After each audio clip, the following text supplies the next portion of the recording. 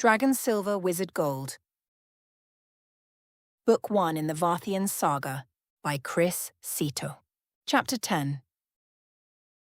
Care. 661 OM Tarandir. Year of the Tangled Briar. Atinian Mountain. Albert's bedroom reeked of urine. Where the house had been pristine to this point other than a light coat of dust, this room was in need of the less-than-tender ministrations of a hearty and heartless cleaner.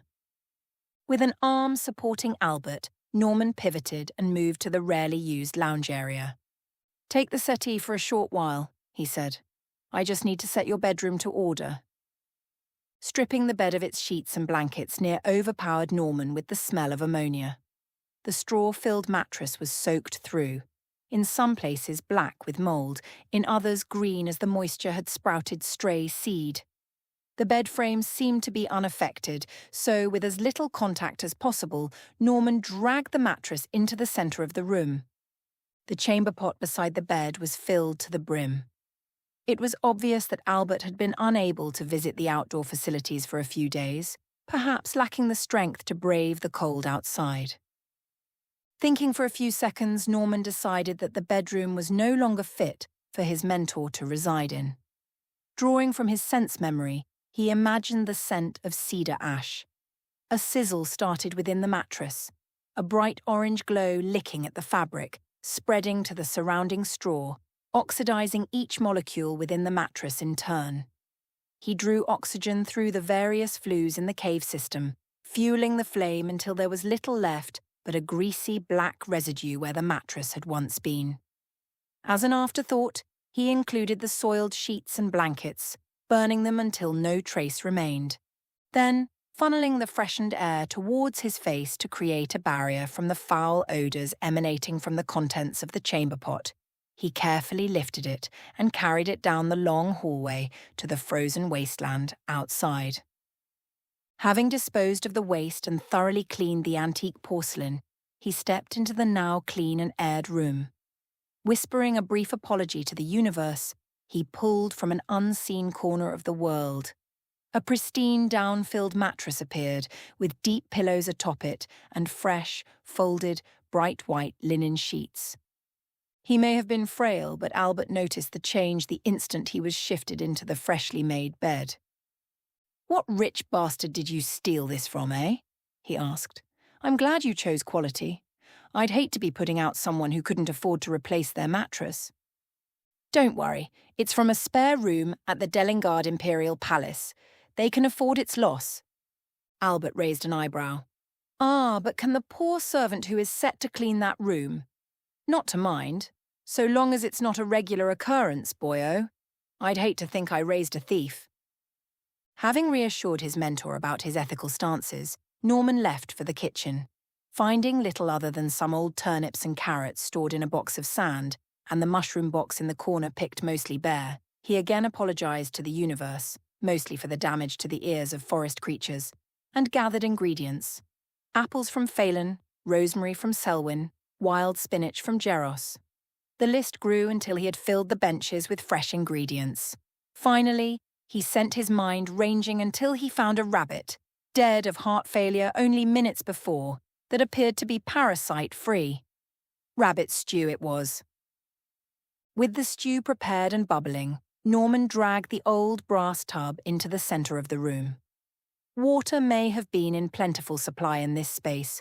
Moving snow from outside to inside was easy enough, but the ambient temperature being as low as it was, Norman settled himself down to boil a large cauldron of water the old-fashioned method.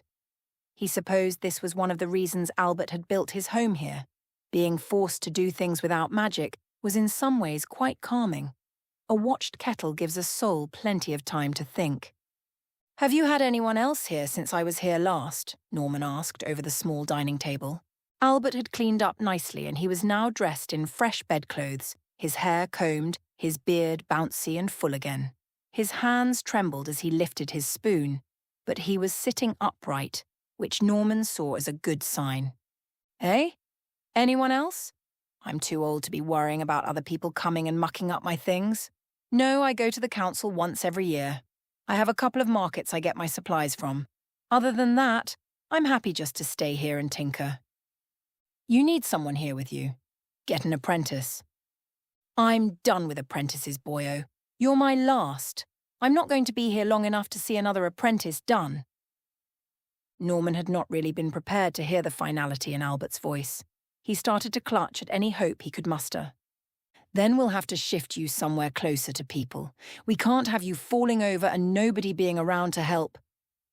Albert grabbed firmly to the edges of the table. You are not taking me anywhere, he blazed. This is my home. I dug it myself. I have lived here for almost 600 years. I have outlived 3 wives, 17 children, all of my grandchildren, great-grandchildren, great-great-grandchildren. I couldn't tell a descendant if I was face to face with one. I have seen my protégés grow old and die. Who do I have left? You. You and a bunch of banal old men who think that living a long time means they know how to run things. You need to let me go. Do you remember the last time a seat on the council changed hands? No, you don't, because you hadn't been born yet. It's time for me to go. I'll tell you something not many know, but there's an age requirement for that council. You can't be elected if you're more than 70 years old. We need some young blood, so I'm tipping my hat for you. You've always been progressive, but I'm staying here. It's not going to be too much time. I feel like it may be only a few days. His voice started to slow and his erect posture started to slump noticeably. And now I'm tired. That tirade took it out of me. Can you help me to bed? I don't think I can make it by myself. Norman stood and gently helped his aged mentor, one slow step at a time. Albert was panting and sweaty by the time they reached the bedroom, and he rolled into the bed with a groan. Please, Norman, I want to die here. Don't take me away from my family. Bury me with them. There is a door down to the mausoleum in the back of my wardrobe. Best place to hide it. Apprentices never try to poke at my clothing. And the succession box is in the wardrobe too. Best to set it for tomorrow. They can take the lodge. Hasn't been occupied for 90-odd years. But if a bunch of mages can't make do, what good are they?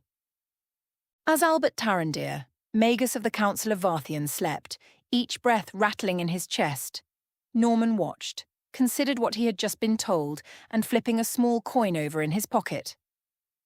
The succession box looked ordinary, a plain wooden cube with a leather hinge. But opening it up, he smelled the roast mutton that accompanied Albert's summons magic, and he heard the chime, less intensely than others would hear due to his proximity to the source. Then he sat back and waited for the respondents to trickle in.